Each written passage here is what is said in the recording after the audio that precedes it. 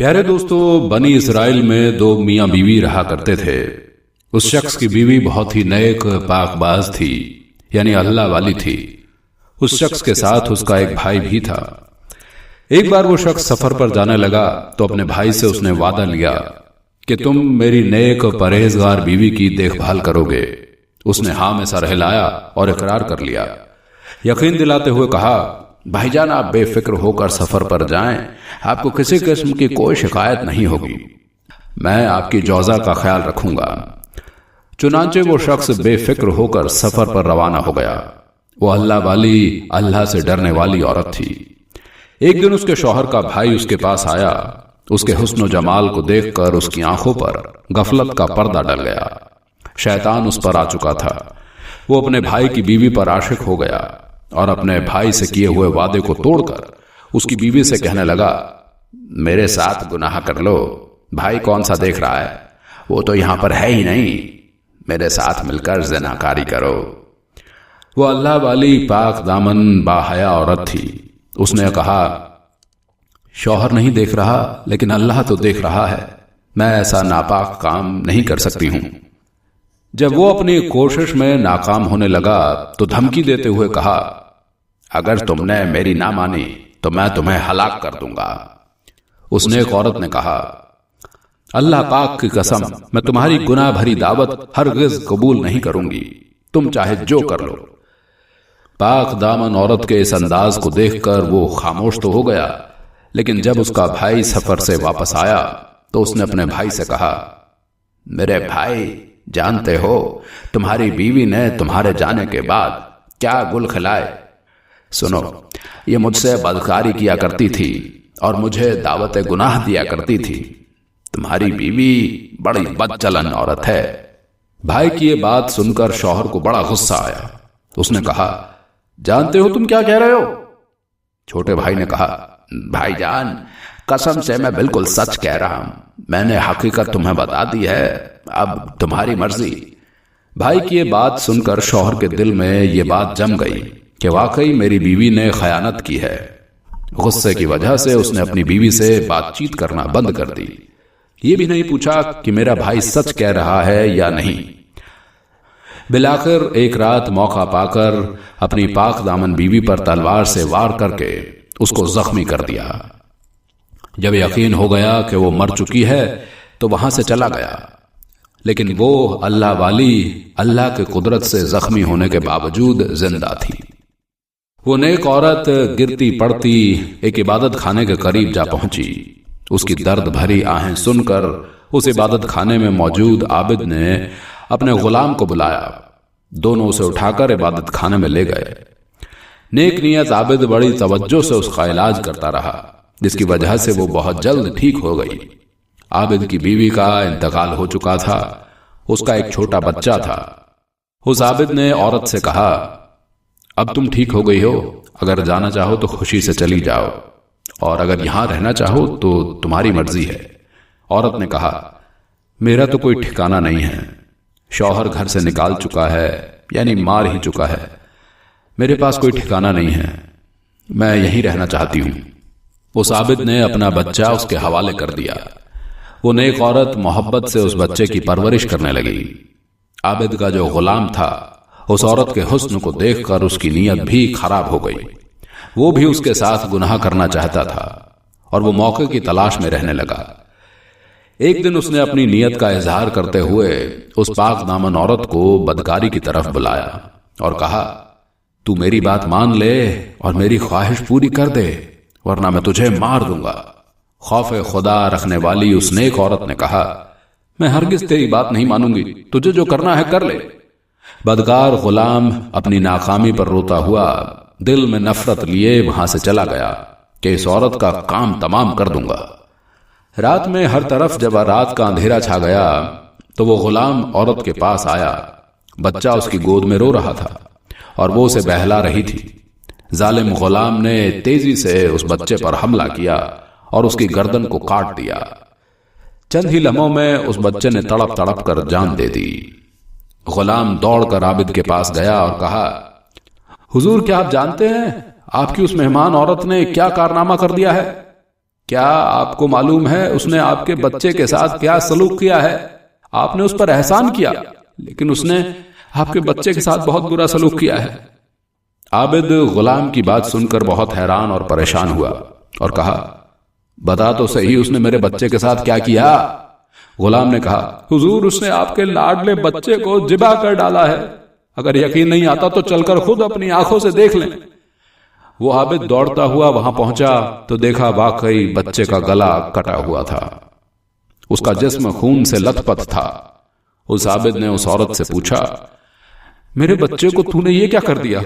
اس نے کہا، میں نے اس کے ساتھ کچھ نہیں کیا، بلکہ آپ کے اس غلام نے مجھے گناہ کی دعوت دی۔ جب میں نے انکار کیا تو اس نے بچے کو قتل کر دیا۔ میں اس معاملے میں بالکل بے قصور ہوں۔ اس عابد نے کہا، اے اللہ کی بندی، تو نے اپنے معاملے میں مجھے شک میں مبتلا کر دیا ہے۔ میں نہیں چاہتا کہ اب تو میرے ساتھ رہے۔ یہ 50 دینار لے اور جہاں چاہے چلی جا، یہ دینار تیری ضروریات کے کام آئیں گے۔ عورت نے 50 دینار لیے اور اللہ کی رحمت سے امید لگائے ایک اندیکھی منزل کی طرف چل دی۔ ایک بستی کے قریب سے گزری تو دیکھا کہ مجمع لگا ہوا ہے، یعنی لوگوں کی بھیڑ ہے، اور ایک شخص کو پھانسی پر لٹکایا جانے والا ہے۔ بستی کا سردار بھی وہیں پر موجود ہے۔ عورت سردار کے پاس گئی اور کہا، کیا ایسا ہو سکتا ہے کہ تم مجھ سے یہ 50 دینار لے لو اور اس شخص کو آزاد کر دو؟ سردار نے کہا، کیوں؟ اس نے کہا، بس یوں ہی۔ بستی کے سردار نے کہا، لاؤ رقم میرے حوالے کرو۔ عورت نے وہ 50 دینار دیے تو سردار نے قیدی کو رہا کر دیا۔ وہ قیدی اس پاک دامن کے پاس آیا اور کہا، میری جان بچا کر تو نے احسان کیا ہے، آج تک کسی نے مجھ پر ایسا احسان نہیں کیا۔ اب میں تیری خدمت کروں گا یہاں تک کہ موت ہمارے درمیان جدائی کر دے۔ چنانچہ وہ شخص اس عورت کو لے کر سمندر پر پہنچا۔ کشتی چلنے کو تھی، وہ دونوں کشتی میں سوار ہو گئے۔ اب عورت بے حد ہی حسین تھی، اس کا حسن و جمال دیکھ کر وہاں موجود سارے مسافر حیران رہ گئے۔ وہ عورتوں والے حصے میں بیٹھ گئی۔ لوگوں نے قیدی سے کہا، یہ حسین و جمال عورت کون ہے؟ اس آدمی نے یہ نہیں کہا کہ اس عورت نے میری جان بچائی ہے، بلکہ اس نے کہا، یہ میری کنیز ہے، میں نے اسے پیسے دے کر خریدا ہے۔ کشتی میں موجود ایک شخص جو اس عورت کے حسن میں گرفتار ہو چکا تھا، اس نے کہا، کیا تم اپنی کنیز کو فروخت کرو گے؟ اس نے کہا، میں اسے بیچنا نہیں چاہتا کیونکہ یہ مجھ سے بہت زیادہ محبت کرتی ہے۔ جب اسے معلوم ہوگا کہ میں نے اسے بیچ دیا ہے تو اسے میری طرف سے بہت تکلیف پہنچے گی۔ اس نے مجھ سے وعدہ لیا ہے کہ میں اسے کبھی نہیں بیچوں گا۔ مسافر نے کہا، تو مجھ سے منہ مانگی رقم لے لے اور خاموشی سے یہاں سے چلا جا، تجھے کیا ضرورت ہے کہ تو اسے بچائے؟ لالچی اور احسان فراموش دھوکے باز قیدی نے مال کے بوال میں پھنس کر مسافر سے بہت سا مال لیا اور کشتی سے خاموشی سے اتر گیا۔ اس مسافر نے اس کشتی میں موجود تمام مسافروں سے کہہ دیا کہ میں نے اس عورت کو خریدا ہے، اب کوئی بھی مجھ پر بلا وجہ کا الزام نہیں لگائے گا۔ جب مسافر کو یقین ہو گیا کہ اس کا مالک جا چکا ہے، اب واپس نہیں آ سکتا، تو وہ عورت کے پاس آیا اور کہا، آج سے تم میری ملکیت میں ہو، میں نے تمہیں خرید لیا ہے۔ عورت نے کہا، اللہ کا خوف کر، تو نے مجھے کیسے خرید لیا جبکہ میں آزاد ہوں اور میں کسی کی ملکیت میں نہیں؟ مسافر نے کہا، ان باتوں کو چھوڑ، تیرا مالک تجھے بیچ کر یہاں سے جا چکا ہے، اب نہ تو اپنے مالک کے پاس جا سکتی ہے اور نہ ہی وہ رقم واپس کر سکتی ہے جو تیرے مالک نے مجھ سے لی ہے۔ میں نے بہت مال دے کر تجھے خریدا ہے اور یہ تمام مسافر اس پر گواہ ہیں، اگر یقین نہیں آتا تو ان سے پوچھ لے۔ مسافروں نے کہا، اس نے واقعی تجھے خریدا ہے، ہم سب اس بات پر گواہ ہیں۔ پاک دامن عورت نے کہا، تمہارا بیڑا غرق ہو، اللہ سے ڈرو، اللہ کی قسم میں آزاد ہوں، آج تک کبھی کوئی میرا مالک نہیں بنا، میں کسی کی کنیز نہیں جو کوئی مجھے بیچے گا، اس معاملے میں اللہ سے ڈرو۔ لوگوں نے اس مسافر سے کہا، یہ اس طرح باز نہیں آئے گی، اس کے ساتھ جو سلوک کرنا ہے کر ڈال، خود ہی مان جائے گی۔ یہ سن کر مسافر اس کی طرف بڑھا۔ جب اس عورت کو اپنی عزت کا خطرہ محسوس ہوا تو اس نے کشتی والوں کے لیے بد دعا کی اور اچانک کشتی ان سب کو لے کر ڈوب گئی۔ سب کے سب غرق ہو گئے اور کشتی کے تختے پر عورت کے علاوہ اور کوئی باقی نہ بچا۔ اس ملک کا بادشاہ اپنے لوگوں کے ساتھ ساحل سمندر پر آیا ہوا تھا۔ تمام لوگ خوشیاں منا رہے تھے۔ جب بادشاہ نے کشتی کو ڈوبتے ہوئے دیکھا تو فوراً تیراک سپاہیوں کو حکم دیا کہ جلدی سے کشتی والوں کی مدد کو پہنچو۔ سپاہی گئے تو انہیں اس نیک عورت کے علاوہ کوئی اور زندہ نہ ملا۔ وہ اسے لے کر بادشاہ کے پاس آئے۔ بادشاہ نے ساری بات سن کر اسے نکاح کا پیغام دیا، لیکن اس نے یہ کہہ کر انکار کر دیا کہ بادشاہ حضور، میرا قصہ بڑا ہی عجیب و غریب ہے، میرے لیے نکاح کرنا جائز نہیں کیونکہ میرے شوہر نے مجھے طلاق نہیں دی ہے۔ بادشاہ نے جب یہ سنا تو اس کے لیے ایک الگ مکان بنوا دیا اور وہ اس میں رہنے لگی۔ دن گزرتے گئے، وقت کی گاڑی تیزی سے چلتی رہی۔ بادشاہ کو جب بھی کوئی اہم معاملہ پیش آتا تو وہ اس اللہ والی عورت سے مشورہ کرتا۔ اللہ پاک نے اس کے مشوروں میں ایسی برکت دی کہ ان پر عمل کر کے بادشاہ کو ہمیشہ کامیابی ہوتی۔ اب بادشاہ کے نزدیک وہ پاک دامن عورت بہت ہی زیادہ عظیم ہو چکی تھی۔ جب بادشاہ کی موت کا وقت قریب آیا تو اس نے اپنے بازروں، مشیروں اور رعایا کو جمع کر کے کہا، اے لوگوں، تم نے مجھے کیسا پایا؟ میں چاہتا ہوں اپنے بعد اس نیک سیرت عورت کو تم پر ملکہ مقرر کر دوں۔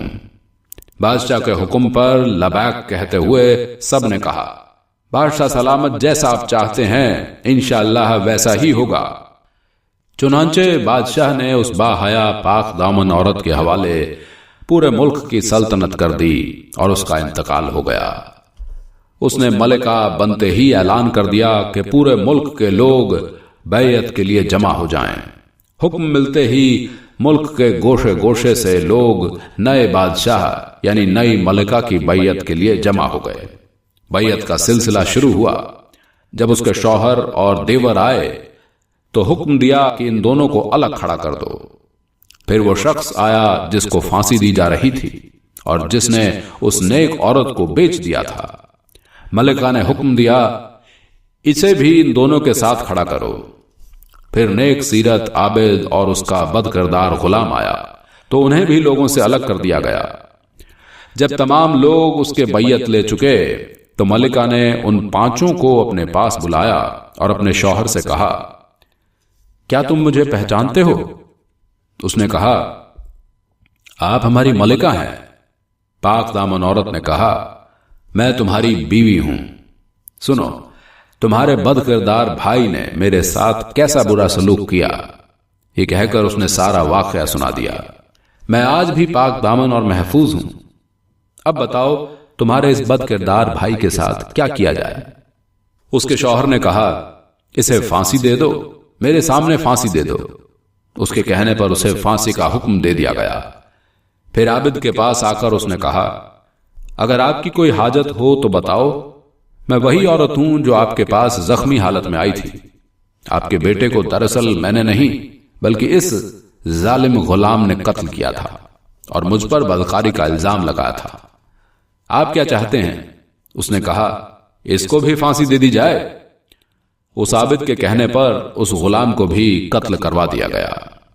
اب اس شخص کی باری تھی جسے پھانسی دی جا رہی تھی اور ملکہ نے اسے بچایا تھا۔